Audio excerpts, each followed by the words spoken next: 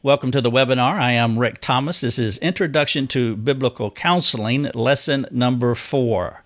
The mission for our ministry is to help people by providing practical tools and ongoing training for effective living. So let's bring my friend up and talk about how we can do discipleship well with him. I take the idea of good companions from 1 Corinthians 15:33. In 1 Corinthians 15:33, it says, bad companions corrupt good morals. And so what I have done here is I flipped it around. The implication is clear. If bad companions corrupt, then good companions can create morality. And so what I want to do with my friend, and by the way, this is what I have done for 20 years with my counselees. I want to surround them with good companions. When they come to me initially, they're coming for counseling, and that's what I provide for them, personal counseling. It can work. It does work on occasion, but I know that sanctification is progressive. I know that this person needs ongoing equipping. I also know that I cannot be his life coach, that he has to have another discipleship model so that he can receive soul care until he sees Jesus. If I become his personal life coach for the rest of his life, I will only be able to do that for about a half a dozen people, and then I am at my max. And so counseling is limiting in every way. It limits me and what I can do in the body of Christ. It limits him in what he could do because he's not incorporating himself in the body of Christ. And so part of my counseling, I teach them that they have to have more than counseling. In fact, I say it this way.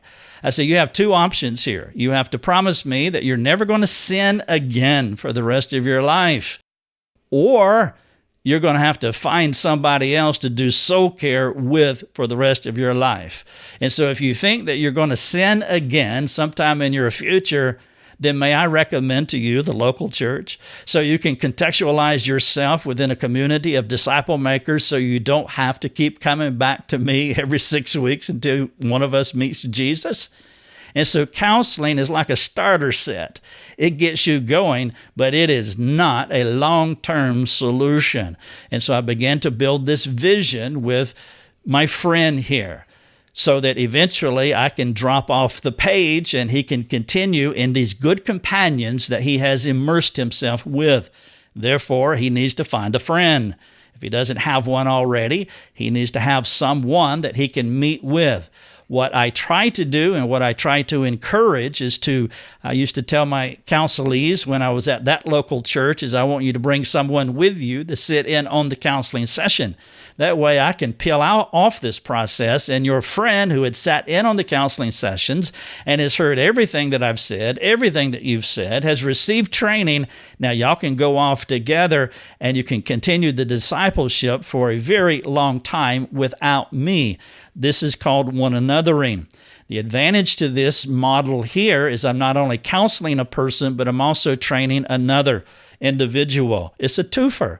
Last Saturday, I had a 2-hour counseling session with a lady. An elder from a local church sat in on that counseling session. And now there are 3 people who are involved with that. And the weakest link in that chain is me. The elder who sat in can interact with this lady throughout the week at virtually any moment. I cannot because of my limitations. He can because he's part of that local church. And so I want to connect this person with a friend. Sometimes I call it doing Denny's, where they just meet at Denny's or Starbucks or wherever it may be, so that they can keep interacting. If I meet with them on Tuesday, he meets with his friend on Friday. Well, now we are taking care of this 168-hour week problem that a counselor has. Also, one anothering is not high, it doesn't have to be high-end formalized counseling. This is how you can incorporate the body of Christ into informal ministry, informal biblical counseling. Something else that I will encourage him to do as far as a good companion is not just meet a friend, but meet many friends, at least a half a dozen, 4, 5, 6 friends in a small group, and start doing life together. Then I want to give him homework which would be specific to the needs that he has in his life. Homework would be customized to whatever he's going through, and he would be doing that through the process. So now he has me in personal counseling. He is meeting with a friend at another time. He's connecting with his small group. He's engaging God through the homework that I give him. He's also doing devotional time, which is another time with the Lord. And then I want to envision him about participating in community life. Whatever the church has going on, he needs to be a part of that. And there can be so many events and things that are happening at a local church or part of the community. Maybe his small group is doing things outside of their small group meetings that he can participate in. Of course, he has the church meetings, the corporate gatherings where he can worship God, where he can sing, he can pray, he can hear preaching, he can engage with others. And then it's imperative that he has family worship. And when I talk about family worship, I'm talking about spiritual engagement that has many different pages to it. It's just not sitting around the fireplace singing, but it's engaging your family. Worship is a 24/7 thing. Worship is not a 1-hour moment that you have with your family, but it is spiritual engagement. It can be singing, it can be praying, it can be teaching, it can be going on a hike, it can be going to a ball game, it can be engaging each other spiritually in whatever context you find yourself in, because we worship 24/7. And then finally, the one thing that's different in these companions is serving, helping others. All of them, except for serving, speak to him receiving something from somebody. And of course, that could create a problem, because that is his problem, selfishness. And what you don't want him to do is just to be a receptacle of everybody's care, but you want to teach him how to go out and make disciples. You want to teach him to take the things that he has learned and to be able to share those with other people. The end of counseling is never for the individual to get better with whatever problem or relational difficulty he has. The end of counseling is always to go out and make disciples. Getting better is the midpoint in counseling. Complete counseling is when you can go out and start replicating other people. And then as he's serving people, as he's got these companions in his life, counseling is the one thing that will go away. Potentially, his homework will go away as well. But what will be left are the things that you see on the screen. And by the way, these are the things that every Christian, or some version of these things, that we all should be doing.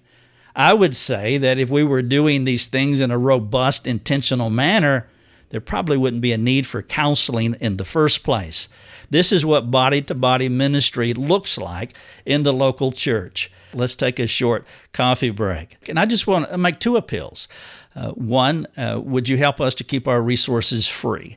If you're not supporting us and are able to, you can support us for as little as $5 a month, and that would really help us multiply. Thousands of people come to us every day, come to our website, come to our Sanctification Center, and only a small number of those are actually supporting us.